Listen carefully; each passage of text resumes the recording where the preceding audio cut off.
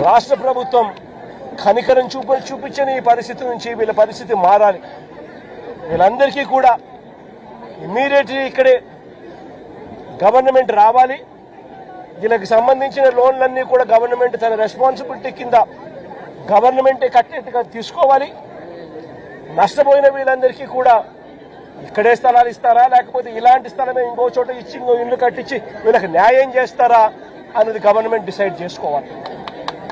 నేను చంద్రబాబు నాయుడు గారు గట్టిగా ఒకటే చెప్తా ఉన్నా, అయ్యా చంద్రబాబు, నువ్వు గన ఈ కార్యక్రమం చేయకపోతే రేపొద్దున మా ప్రభుత్వం వచ్చిన తర్వాత, వైఎస్ఆర్సీపీ ప్రభుత్వం వచ్చిన తర్వాత